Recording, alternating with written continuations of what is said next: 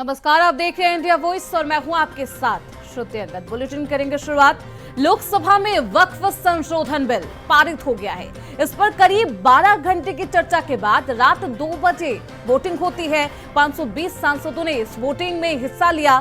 इस दौरान 288 ने पक्ष में वोट किया है, जबकि 232 ने विपक्ष में वोट डाले। अल्पसंख्यक मामलों के मंत्री किरेन रिजिजू ने इसे उम्मीद यानी कि unified Waqf management, empowerment, efficiency and development नाम दिया है। अब ये बिल राज्यसभा में पेश होगा, जो कि पेश हो चुका है और इस पर चर्चा भी की जा रही है। राज्यसभा में पारित होता है तो इसे राष्ट्रपति के पास मंजूरी के लिए भेजा जाएगा। राष्ट्रपति की अगर मोहर लग जाती है तो फिर ये बिल कानून के रूप में देश में वक्फ संपत्तियों पर लागू हो जाएगा। वहीं इस बिल को लेकर लगातार हलचल तेज है।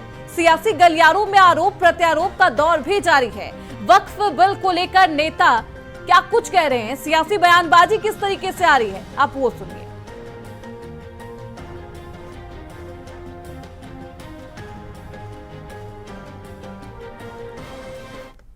देखिए, बहुत से लोगों को ये आशंका थी कि बिल लोकसभा में पास नहीं होगा और कांग्रेस समेत विपक्षी दलों ने अपनी तरफ से पूरी कोशिश करी, लेकिन बड़े बहुमत के साथ कल लोकसभा में ये बिल पारित हुआ और निश्चित रूप से आज राज्यसभा में भी ये बिल पारित होगा और जल्द ही वक्फ एक कानून बनेगा।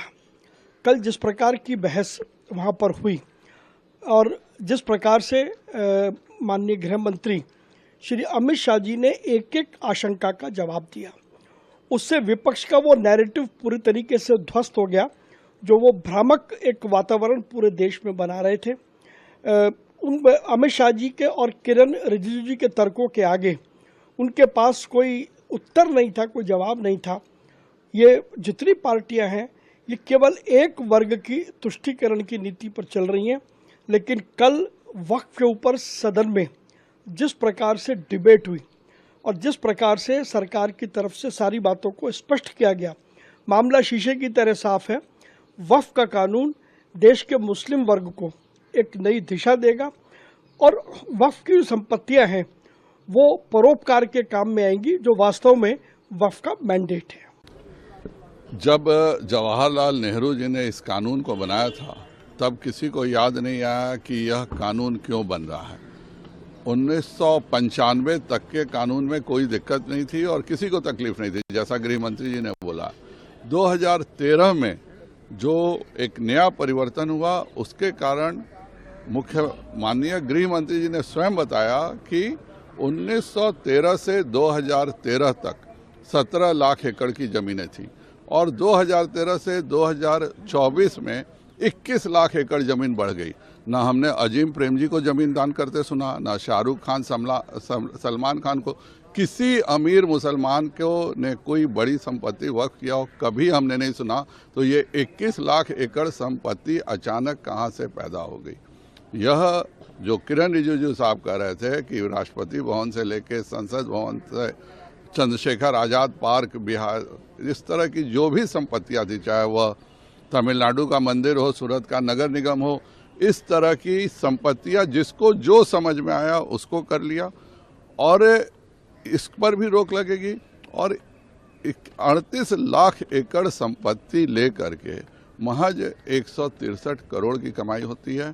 विपक्षियों को दिक्कत यह है कि 2029 आते आते इसी वक्त से कमाई 10,000 करोड़ से ऊपर रहेगी और हमारे जो विरोधी दल के माननीय सांसद हैं और ख़ास करके जो मुसलमानों के रहनुमा बनते हैं, उनसे हर आदमी पूछेगा कि 70 साल में आपने 5 रुपए किसी गरीब को जिस वक्फ संपत्ति से मदद नहीं किया, उससे मोदी जी ने कैसे हजारों करोड़ का मदद करके दिखा दिया। जो कल हमारा रुख था वो आज भी है। वक्फ बिल को हम बहुत ही नाजायज एक बिल मान रहे हैं।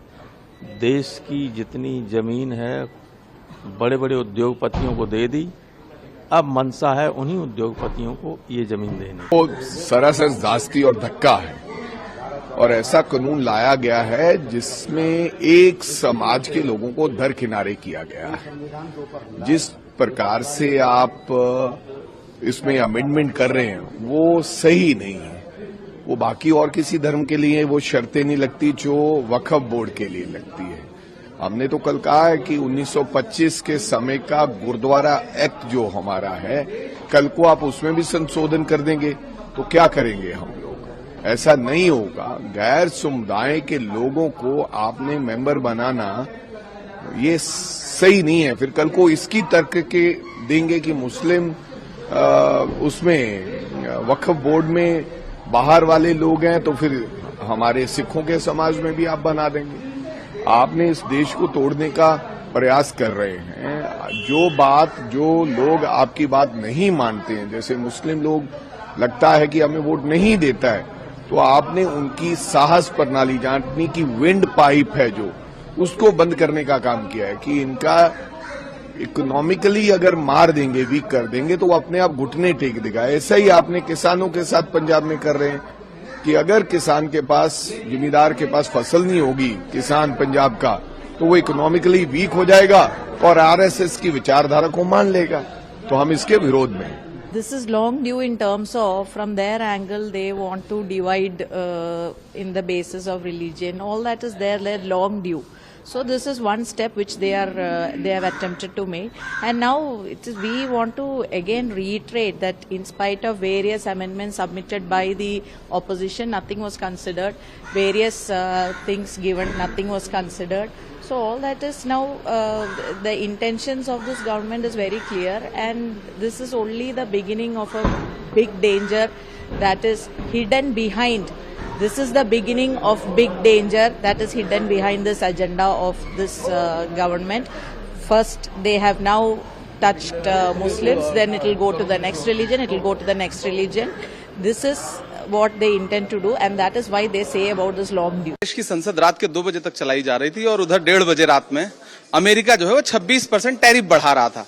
तो देश को और खासतौर से भारतीय जनता पार्टी के मतदाताओं को यह समझने की जरूरत है, ये वक्फ बिल पूरी तरह से एक प्रायोजित कार्यक्रम था ताकि अमेरिका जो टैरिफ लगाने जा रहा है उससे ध्यान हटाया जा सके। ये सरकार सच्चे मुद्दों से, अच्छे मुद्दों से, जरूरी मुद्दों से देश का ध्यान भटकाना चाहती है। इसलिए कभी वक्फ के नाम पे, कभी ट्रिपल तलाक के नाम पे, कभी सीए के नाम पे, जिनसे इस देश के आम आवाम का कोई फायदा नहीं होना है। अगर सीए आया तो उससे इस देश के आम नागरिक का क्या फायदा होना है? ट्रिपल तलाक में आप मुस्लिम बहनों को हक दिलाने की बात कर रहे थे, जो आपका अपना मतदाता बड़े पैमाने पे है, उसको आपने कौन सा हक दिला दिया आज तक? तो बेसिकली कल का वक्फ बिल और रात के 2 बजे तक इतनी गंभीरता देश के सामने दिखाना, और चर्चा किस पे? वक्फ बिल में मुतवल्ली कौन होगा, वक्फ बिल का जिम्मेदार कौन होगा, वक्फ को मैनेज कौन करेगा। लेकिन अमेरिका 26% टैरिफ लगा रहा है, इस पे बात करने को तैयार नहीं सरकार। और प्रधानमंत्री जी, मैंने सुना कि थाईलैंड चले गए हैं।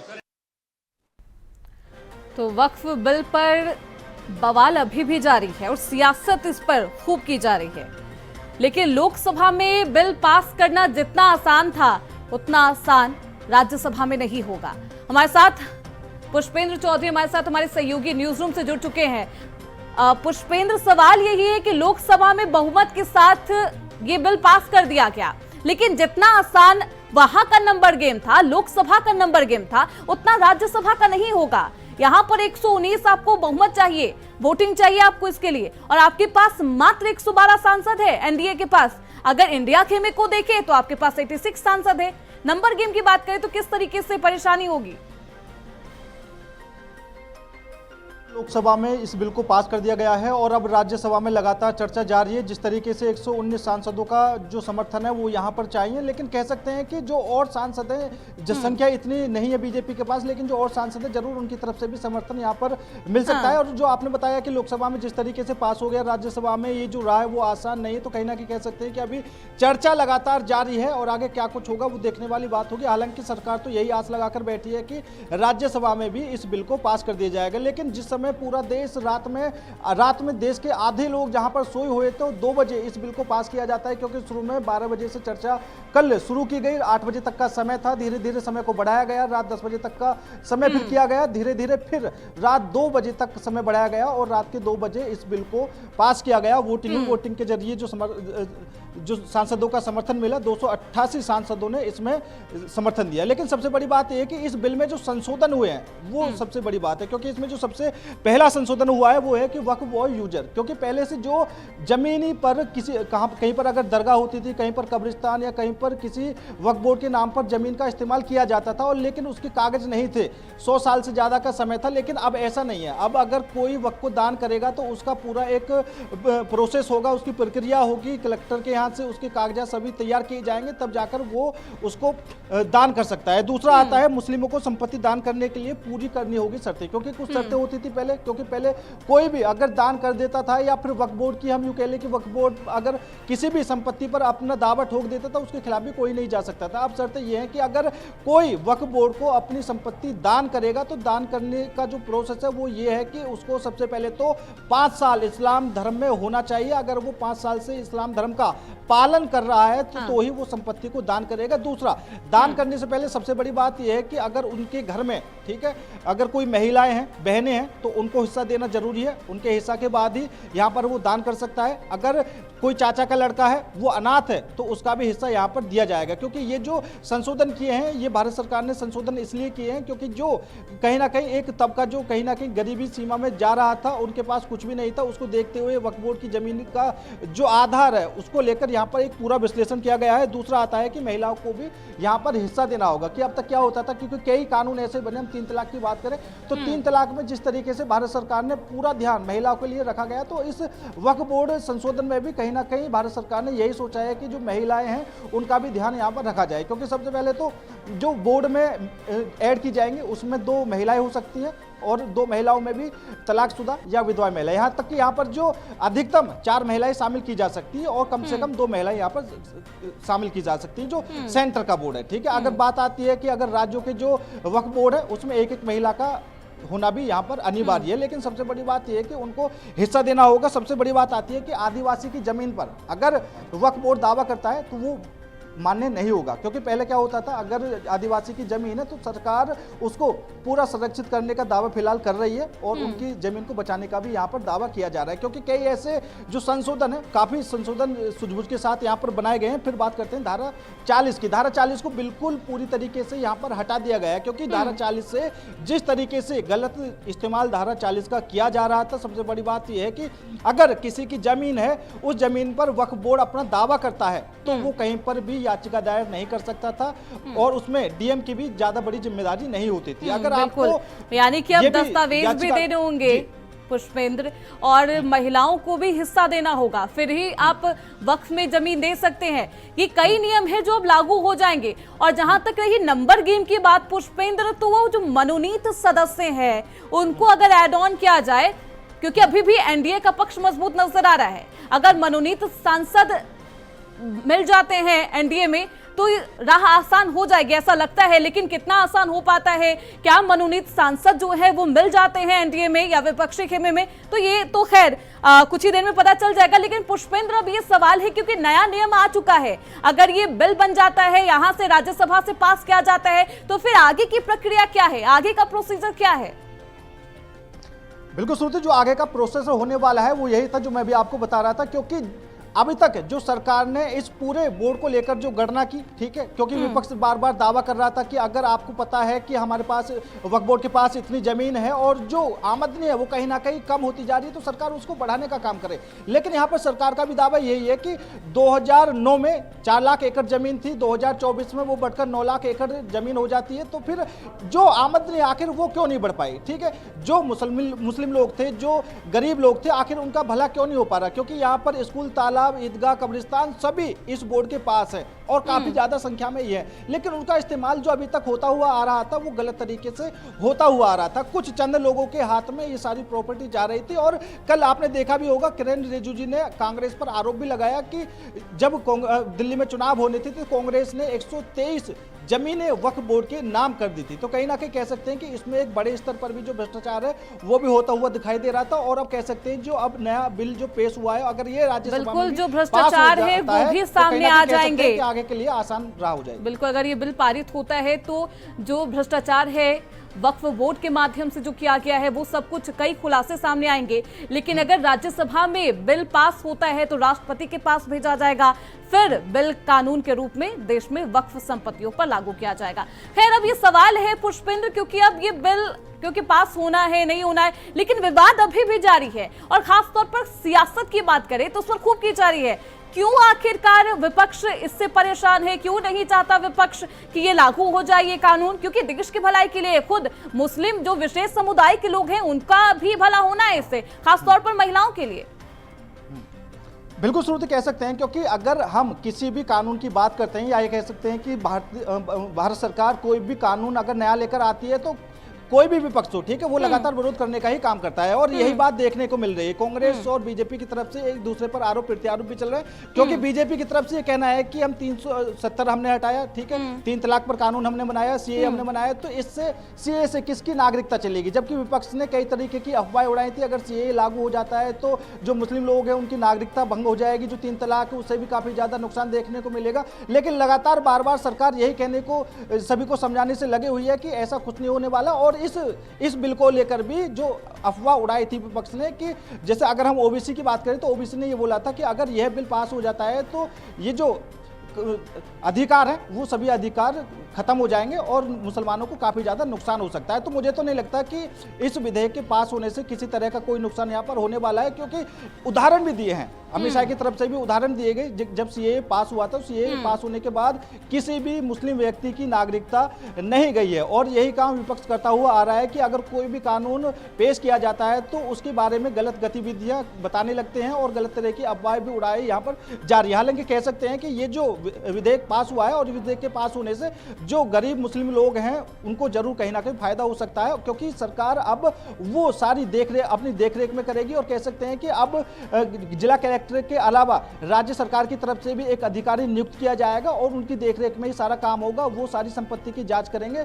और यहाँ पर साफ तौर पर यह भी कहा जा सकता है कि अमित शाह ने कल भी क्लियर कर दिया था कि इस बोर्ड में अगर धर्म के नाम पर कुछ चीज होती है तो उसमें गैर मुस्लिम इसमें कोई दखलंदाजी नहीं करेगा। बिल्कुल, ऐसे में सियासत तो दोनों ही तरफ से की जा रही है। हालांकि भारतीय जनता पार्टी की तरफ से खूबियां गिनाई जा रही है बिल के पास होने के बाद, महिलाओं को क्या कुछ मिलेगा, मुस्लिम समुदाय को क्या कुछ मिलेगा, लेकिन विपक्ष लगातार इसका विरोध कर रहा है। और हम देख सकते हैं 232 वोट विपक्ष में पड़े हैं जब लोकसभा में इस बिल को पारित किया गया, पास किया गया। हालांकि पास तो हो गया है, राज्यसभा में पास क्या उसी बहुमत के साथ हो पाता है, ये देखना दिलचस्प होगा पुष्पेंद्र। लेकिन अब ये सवाल है कि क्या पहले जितना आसान हुआ करता था वक्फ बोर्ड को अपनी संपत्ति दान करना, क्या बिल के पास होने के बाद, पारित होने के बाद भी उतना ही आसान होगा या फिर कुछ मुश्किलें बढ़ जाएंगी?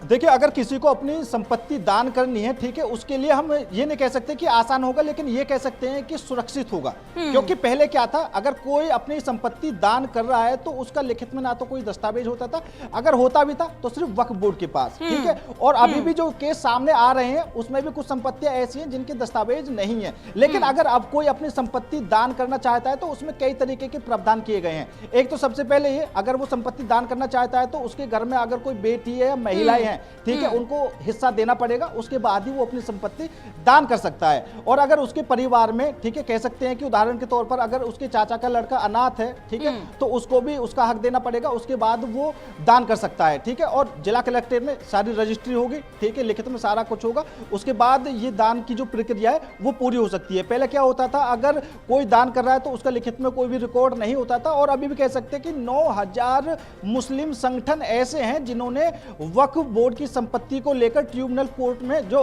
वक्फ बोर्ड का ट्रिब्यूनल है, उसमें याचिका दायर की गई है और अभी तक वो पेंडिंग पड़ी है, उस पर किसी तरह की कोई सुनवाई नहीं हुई है। लेकिन कह सकते हैं कि मुश्किल के साथ साथ सुरक्षित, ठीक है, सुरक्षित जरूर रहेगा। बिल्कुल, मुश्किलें तो बढ़ेगी लेकिन ये जरूर है कि आप सुरक्षित होगा और आपके पास दस्तावेज मौजूद होंगे जो जिसके आधार पर आप दावा कर सकते हैं, चाहे वो वक्फ बोर्ड दावा करे या कोई मुस्लिम समुदाय के लोग या कोई भी व्यक्ति ये दावा कर सकता है आराम से। लेकिन अब सवाल ये है, क्योंकि अब जब पारित हो जाएगा, आप ये कह रहे हैं कि ट्रिब्यूनल कोर्ट में बहुत सारी याचिकाएं हैं जिस पर ध्यान भी नहीं दिया जा रहा है, उन याचिकाओं का क्या होगा? क्या उसे सरकार अपने अधीन लेगी? क्या न्यायालय उसे अपने अधीन लेगा? उस पर फिर कार्रवाई की जाएगी पुष्पेंद्र? बिल्कुल, ये जो अभी कमेटी का गठन किया जाएगा उसमें जो लोग होंगे, जो गैर मुस्लिम लोगों की जो यहाँ पर बात चल रही है, ठीक है, उनका काम यही रहेगा कि वो सारी संपत्ति की जांच करें और 90 दिन के अंदर सभी केसों का निपटारा यहाँ पर किया जाएगा। अगर कोई पेंडिंग पड़ा है, ठीक है, पहले से, ठीक है, किसी संपत्ति के कोई डॉक्यूमेंट्स नहीं है, वक्फ बोर्ड किसी संपत्ति पर अपना दावा ठोकता है, तो वो सारी प्रक्रिया, अगर कोई शिकायत करता है तो 90 दिन के अंदर उनका निपटारा किया जाएगा। और इस चीज में यही संशोधन किया गया है, क्योंकि कई संशोधन बड़े बड़े भी यहाँ पर किए गए हैं। अगर 100 साल से कोई जमीन खाली पड़ी है, उस पर या कोई कब्रिस्तान है या ईदगाह बना हुआ है या फिर कोई मस्जिद बनी हुई है, कह सकते हैं कि अगर उस पर पहले से कुछ बना हुआ है और वक्फ बोर्ड अपना दावा उस जमीन पर ठोकता है, ठीक है, तो उसके लिए भी अब वक्फ बोर्ड को किसी ना किसी चीज के डॉक्यूमेंट्स देने पड़ेंगे। अगर तथ्य देंगे तो ही उस जमीन को वक्फ बोर्ड की जमीन माना जाएगा, वरना वो जमीन वक्फ बोर्ड की नहीं होगी। दूसरा, जैसे अब हमने संभल में देखा होगा, संभल में मस्जिद की खुदाई के दौरान वहां पर प्राचीन मंदिर निकल गया, तो जो एएसआई के अंडर में चीजें आ रही हैं, अगर हम स्मारक की बात करें या फिर ईदगाह मस्जिद की बात करें, तो उस पर भी वक्फ बोर्ड अपना दावा नहीं ठोक सकता है। बिल्कुल, ऐसे में अब दावा नहीं किया जा सकता, पहले दस्तावेज दिखाएंगे फिर आगे की कानूनी प्रक्रिया होगी। लेकिन अब पारित हो पाता है राज्यसभा में या फिर नहीं, ये देखना बेहद दिलचस्प होगा पुष्पेन। लेकिन अगर नंबर गेम यहाँ पर खेल कर जाता है, वैसे बैठ नहीं पाता एनडीए के लिए, तो फिर क्या उपाय है? क्या फिर भी बिल पास होगा या फिर आगे कोई विकल्प है एनडीए खेमे के पास? देखिए, मैं कह सकता हूं कि बीजेपी के लिए जितना कठिन लोकसभा में पास कराना था, राज्यसभा में मुझे नहीं लगता कि राज्यसभा में कोई बड़ी अड़चन आ सकती है, क्योंकि भारतीय जनता पार्टी के पास हमेशा एक ना एक रणनीति पहले से बनकर तैयार रहती है, ठीक है। अगर मैं एक दो उदाहरण देना चाहूं तो दिल्ली विधानसभा के चुनाव में भारतीय जनता पार्टी की सरकार बनी, लेकिन पहले से ही भारतीय जनता पार्टी ने वहां पर जो सीएजी की रिपोर्ट थी वो पहले से तैयार करके रखी थी। तो कहीं ना कहीं कह सकते हैं कि राज्यसभा में जिस तरह की स्थिति फिलहाल बनी हुई है, लेकिन भारतीय जनता पार्टी को राज्यसभा में भी पास कराना पड़ेगा, तो उसके लिए भी कुछ ना कुछ प्लान भारतीय जनता पार्टी ने यहाँ पर किया हुआ होगा। और कह सकते हैं कि अभी तक चर्चा फिलहाल जारी है, थोड़ी बहुत देर में यहाँ पर भी क्लियर हो जाएगा कि राज्यसभा में क्या कुछ स्थिति देखने को मिलेगी, समर्थन मिलेगा या फिर विरोध में ज्यादा लोग खड़े होंगे। लेकिन कह सकते हैं अगर राज्यसभा में भी ये बिल पास हो सकता है तो एक नया कानून बनकर तैयार हो जाएगा। और जो बड़े बड़े दावे यहाँ पर भारतीय जनता पार्टी की तरफ से किए जा रहे हैं कि जो मुस्लिम महिलाएं हैं उनको एक बड़ा फायदा यहाँ पर मिल जाएगा, जो बच्चे हैं उनको बड़ा फायदा यहाँ पर मिल जाएगा, जो बेटियां हैं उनको बड़ा फायदा यहाँ पर मिल जाएगा, जो अनाथ है उनको बड़ा फायदा यहाँ पर मिल जाएगा, तो कह सकते हैं कि इस बिल के पास होने के बाद मुस्लिम समुदाय के कुछ लोगों को काफी ज्यादा फायदा यहाँ पर मिलने वाला है। और जो विपक्ष लगातार अफवाह उड़ाने की बात कर रहा था, तो कह सकते हैं कि आगे के लिए विपक्ष की मुश्किलें भी बड़ी हो सकती हैं। लेकिन विपक्ष इस पर लगातार हमला तो कर रहा है, सियासत भी जारी है और साथ ही साथ ये भी कहा जा रहा है कि ये तो संविधान का उल्लंघन है, पहले ही इस पर कई कानून बनाए गए हैं, फिर अब कानून बनाने की क्या जरूरत है पुष्पेंद्र? तो ये संविधान का उल्लंघन किस तरीके से हुआ, क्या तर्क दिया जा रहा है विपक्ष की तरफ से? नहीं, बिल्कुल, कांग्रेस की तरफ से यह भी कहा जा रहा है कि जब 2009 में इसका संशोधन हुआ था तो बीजेपी ने खुद इसका समर्थन किया था, तो तब क्यों आपने समर्थन किया था? तो इसमें कह सकते हैं कि भारतीय जनता पार्टी की तरफ से यही जवाब दिया गया था कि इस बिल में ऐसा कुछ नहीं था कि अगर किसी जमीन पर दावा किया जा रहा है तो वो कोर्ट की चक्कर लगा सके, ठीक है। लेकिन अब जो संशोधन किया गया है उसमें कोर्ट जा सकते हैं। दूसरा, कल गौरव गोगोई की तरफ से यह आरोप भी लगाया गया कि ये जो संशोधन आप कर रहे हैं कि इस बोर्ड में महिलाओं को भी शामिल किया जाएगा, तो ये जो संशोधन था ये हमारे समय में भी था और उस बोर्ड में महिलाओं को भी सम्मिलित किया जा सकता था। लेकिन यहां पर कह सकते हैं कि ये जवाब देने के बाद विपक्ष खुद एक तरह से फंसता हुआ नजर आया, क्योंकि अगर ऐसा प्रावधान पहले से था तो आपने क्यों महिलाओं को शामिल नहीं किया, ठीक है। इस बिल के संशोधन के बाद ही आपको क्यों याद आया कि महिलाओं को तब भी शामिल किया जा सकता था? तो कहीं ना कहीं कह सकते हैं कि जो आरोप प्रत्यारोप का दौर है दोनों तरफ से चलता रहेगा और यहां पर फिलहाल भारतीय जनता पार्टी जरूर विपक्ष पर भारी पड़ती हुई दिखाई दे रही है। बिल्कुल, ऐसे में कई दावे तो विपक्ष कर रहा है कि ऐसे प्रावधान पहले भी है, फिर इस बिल की क्या जरूरत? अगर ऐसे प्रावधान पहले भी थे तो नियम लागू क्यों नहीं किए गए? क्या सख्ती की जरूरत है? ऐसे कई सवाल है। और अगर पास हो जाता है राज्यसभा में तो कानून भी बनेगा और फिर सख्ती के साथ इसका पालन भी किया जाएगा पुष्पन। लेकिन अब मुस्लिम समुदाय में क्या आक्रोश देखने को मिल रहा है, या फिर वो भी बेहद सहजता के साथ इस बिल को अभी स्वीकार कर रहे हैं? कैसा लग रहा है, कैसा अभी वहां का अनुभव है, उनमें कैसी हलचल है? नहीं, शुरू तो कह सकते हैं, क्योंकि जो मुस्लिम समुदाय के लोग हैं उसमें भी दो बंटाधार बने हुए हैं, क्योंकि जो एक तरफ के लोग हैं वो भारी मात्रा में मोदी सरकार का विरोध कर रहे हैं, लेकिन कुछ बड़ी तादाद में लोग समर्थन करते हुए भी नजर आ रहे हैं। क्योंकि आपने देखा होगा सोशल मीडिया पे कई तरीके की वीडियो वायरल हो रही है जहां पर मोदी सरकार का समर्थन किया जा रहा है, मोदी सरकार को धन्यवाद किया जा रहा है, लेकिन जो लोग विरोध कर रहे हैं, ठीक है, तो वो कह सकते हैं कि जो विपक्ष है, विपक्ष की अफवाहों के कारण वो लोग विरोध करने में लगे हुए हैं। एक तरफ ओवैसी अफवाहें उड़ाने से लगे हुए हैं कि अगर ये बिल पास हो जाता है तो मुसलमानों के जो अधिकार है वो छीन ले जाएंगे, उनकी संपत्ति पर कब्जा कर लिया जाएगा, ईदगाह पर कब्जा कर लिया जाएगा, कब्रिस्तानों पर कब्जा कर लिया जाएगा। लेकिन ये सारी जो चीजें हैं ये एक प्रक्रिया के तहत होंगी, संवैधानिक तरीके से होंगे, इसमें किसी को कोई नुकसान नहीं होने वाला है। तो जो विरोध कर रहे हैं तो कह सकते हैं कि वो राजनीतिक कारणों के ऐसे में सरकार की तरफ से साफ तौर पर कह दिया गया है कि किसी को भी कोई भी नुकसान नहीं होगा। इवन इस बिल के आने से आपकी मुश्किलें जो हैं, जो आप देख रहे हैं हर दिन में, आपके पास दस्तावेज नहीं होते हैं, आप कानूनी प्रक्रिया में फंस जाते हैं, उससे भी आपको छुटकारा मिलेगा। कई ऐसी चीजें हैं जो आती है। अब राज्यसभा में इसको लेकर चर्चा हो रहा है, चर्चा की जा रही है। देखना बेहद दिलचस्प होगा पुष्पेंद्र की पास हो पाता है या फिर नहीं। बहुत शुक्रिया पुष्पेंद्र आपका इन तमाम जानकारी के लिए। तो सियासी दिग्गज इस पूरे बिल को लेकर हमलावर नजर आ रहे हैं, लेकिन अब इस पर चर्चा तो हो रही है क्या बेहद आसानी से ये पारित हो जाता है, पास किया जा सकता है राज्यसभा में, क्योंकि अग्नि परीक्षा है। देखना बेहद दिलचस्प होगा। इसी के साथ इस बुलेटिन में बस इतना ही। देखते रहिए इंडिया पोस्ट।